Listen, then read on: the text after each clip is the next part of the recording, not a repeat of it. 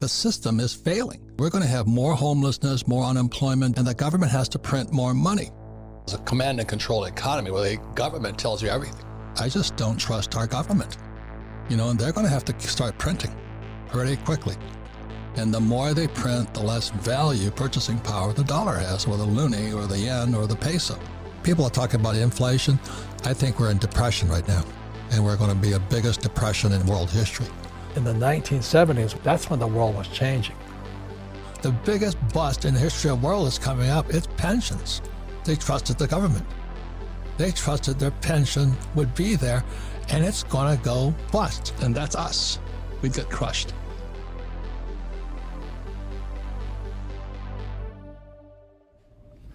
Welcome back, ladies and gentlemen. This is the Bearable Bull here.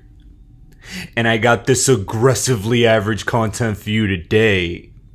As guys, over the past couple days, I've been doing a non-stop deep dive into the Flare network, the ins and outs, and prepping questions for my interview with Hugo, the CEO of Flare, in just 2 days, July 6th.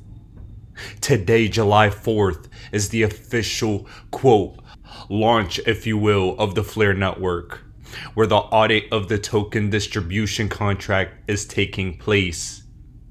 Ladies and gentlemen, there will be an 8-week observation period. And afterwards, in some point in September, we will get all of our tokens. Something I'm going to say to all of you is, what are some questions you would like me to ask the Flare networks for my interview? I want to have as many questions from the community as possible. It'll be a 90 to 2 hour long interview, and it's going to be a marathon that I hope will answer a lot of questions. Something I do want to say before we continue, though, is I've been really frustrated listening to some of the comments from a lot of people discussing the Flare network, quote, having an observation period.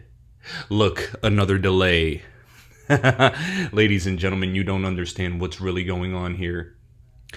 We've seen continuous hacks of networks time and time again. Hell, they have to shut Solana off every other week. The thing about Flare network is it's going to be so powerful from its inception that it's never going to pause, never going to get hacked, never turn off. That is why it's being treated with such respect. That is why observation mode is taking place. And that is why all of you need to understand that you're not owed anything. You were gifted an opportunity to own some real estate in one of the highest level tech networks on the planet just because you owned XRP, because it was beneficial to the initial decentralization and distribution of the Spark token. Ladies and gentlemen, consider yourself blessed.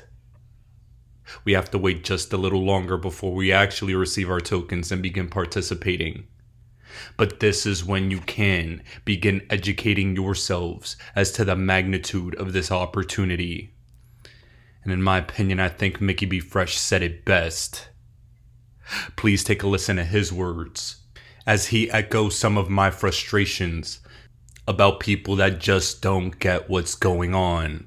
This is something that just doesn't seem to resonate with the XRP community who's receiving the airdrop.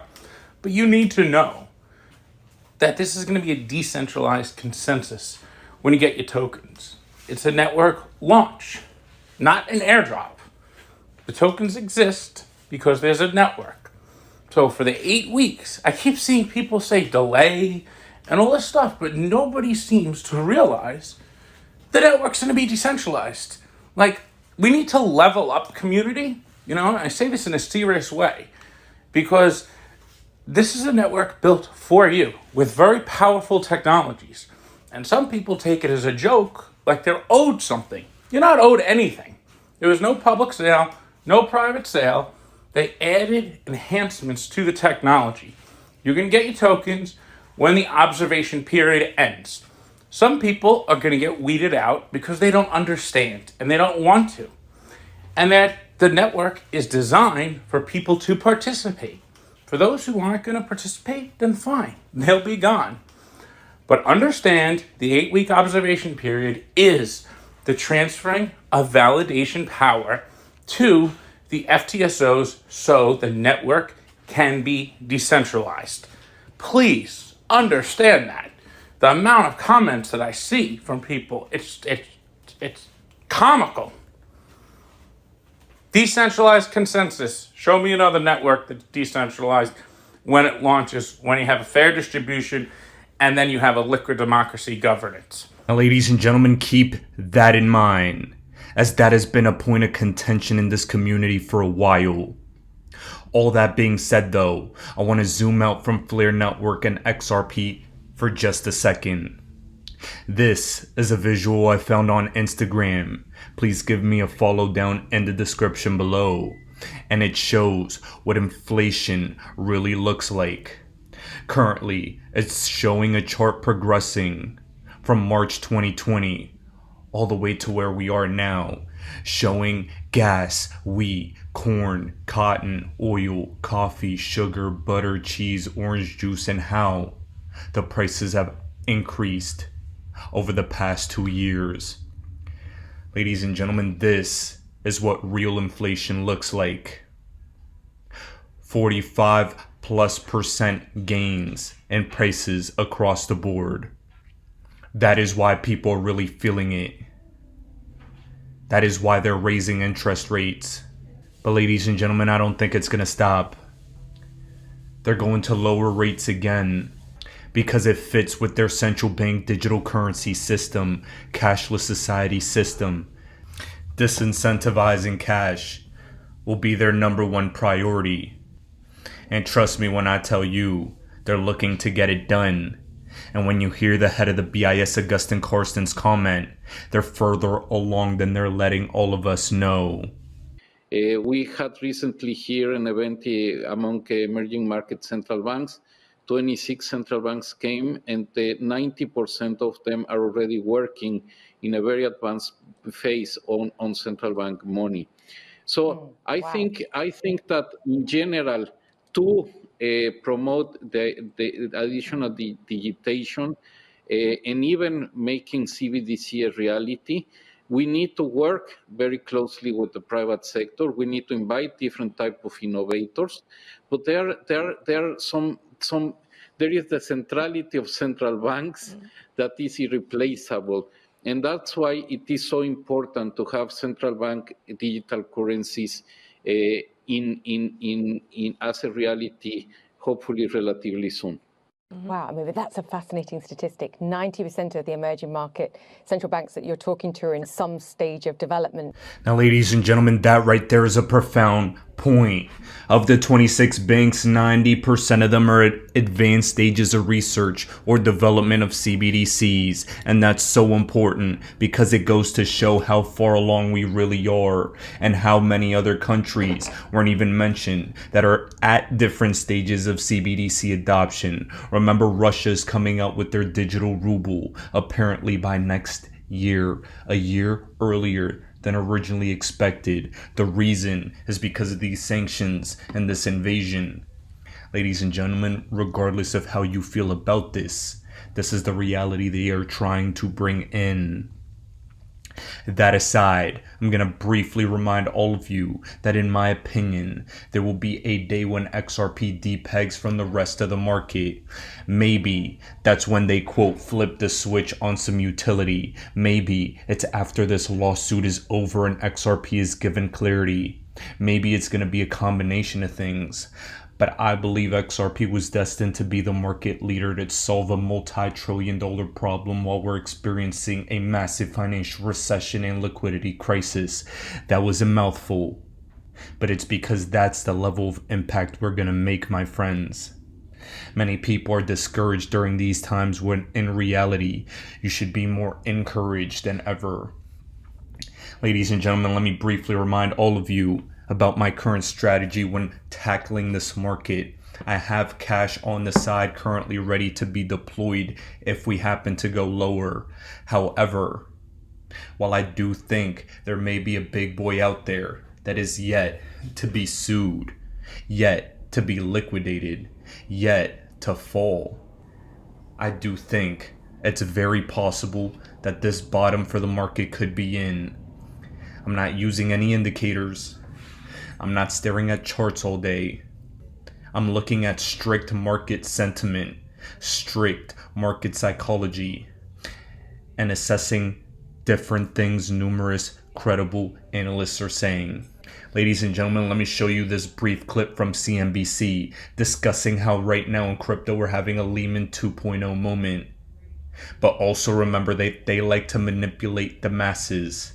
When there's maximum fear, they pump out the fear porn articles, fear porn interviews to ensure that you don't get great entry points or dissuaded. Is the bottom in? That's the question still left to be determined. I'm currently playing it as if we can go lower, but I already have my bags packed and have had my bags packed for 6 years.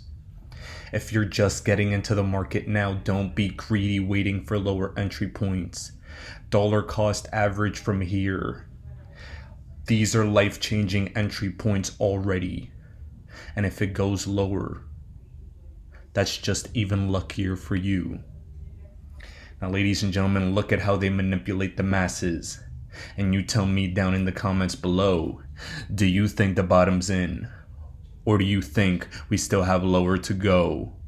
So, BK, are we at a Lehman moment for this industry in terms of leverage, or are we months away from that?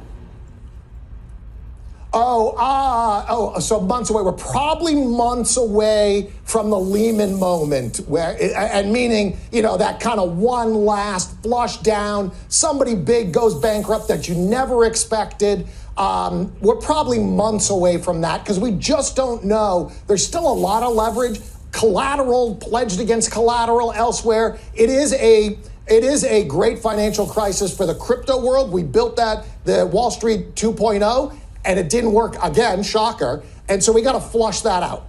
Real quick, we're out of time. You're still short. I am still short. And there you have it. They gave their opinion on the market. They influenced the retail investors and the masses. They dissuaded you from getting low entry points right now because they're claiming we could go lower. Regardless of what any of you may think, all I'm doing is being patient, not making a move, doing extreme due diligence and research about the entire crypto market, whether it's Fleer Network, NFTs, new crypto gems, it does not matter. I'm just looking and waiting for a move to strike, whether it's profit taking in a reversal or buying the crash if it comes. You have to be ready to make money on the way up or on the way down. But this that King Solomon stated is something that I have to reiterate as I've discussed it on my channel plenty of times. The World Economic Forum. It's going towards a green transition. This 1000% will come, rewire the whole economy, require 3.5 trillion in investment every year for decades. The green transition is going to happen, and there is no need to be self-righteous or give your opinions about this. I'm just telling all of you that the climate-friendly cryptos are going to succeed. BlackRock, Gary Gensler, numerous others use this flashy term ESG. Oh guys, it's coming. That's why we're invested in environmentally friendly cryptos like XRP, Stellar, HBAR, and many others. That is what the scalability of crypto is going to allow. And it's not even funny. We already know the answers to the future problems of the world. All you have to do is wait and let the dust settle. Now guys, let me pivot your attention to this extremely important Forbes article titled "The Supreme Court's Wrecking Ball Could Impact the SEC's Authority." Ladies and gentlemen, the Supreme Court has been hard at work recently. I'm sure you all noticed the Roe v. Wade decision, the expansion of gun rights, and then restricting the Environmental Protection Agency's ability to limit power plant emissions. Ladies and gentlemen, needless to say, the Supreme Court has been flexing its arms. But one thing that they could definitely do is limit the SEC's authority. They're looking ahead to the lawsuit brought by the SEC against Ripple for failing to register the company's sale of XRP as a security. And they're asking the same question. Will the SEC get to decide the future of finance? In my personal opinion, it should be the CFTC and the SEC holding hands together. Some cryptos will be security tokens. Others will be commodities. There needs to be exchange regulations. And ladies and gentlemen, bold prediction, I believe Binance gets sued before the end of the year. I believe there will be clarity as far as what a security token is because of this SEC case with Ripple. But personally speaking, guys, I think this case is going to get political. And it's going to get political because they're going to realize, the government's going to realize how essential XRP's tech is going to be and how credible Ripple the company has been. Not only that, how corrupt Gary and the SEC have been. All these things are going to go to the highest levels of government. And I would not be surprised to see this intervention take place. This is going to be a special case. It's going to be written in history. And everyone in the XRP community is part of this massive financial revolution. Every single one of you should be proud. And we deserve everything we're about to get. Ladies and gentlemen, this is the Bearable Bull here. Thanks for tuning in. As always, I appreciate every single one of you. Now I'll be back tomorrow with another video. He's a great guy. Another point you've made, and this is, I think, particularly relevant 10 years into a bull market, is that I think you said more money has been lost anticipating a downturn than actually in the downturn. Can you explain? Well, obviously, the market's gone up tenfold since I stopped running Magellan. So you make more money on the upside. The market's going to be a lot higher in 10 years from now, 20 years from now, 30 years from now. Trying to predict the market is really a waste. I don't know what it's going to do. It can go down. When I ran Magellan, 13 years, it declined 10% or more, 9 times the market. Wow. I had a perfect record. I went down more than 10% every time. Wherever the market went down, I went down more. But over the long term, the upside is more than the downside. So you got to say to yourself, do I need the money in the next month? Do I need the money in the next year? Do I have kids going to college? Do I have a wedding coming up? Then you're a bad investor. If you can keep putting money in, you have 5, 10, 15, 20, 25 year, you should do well.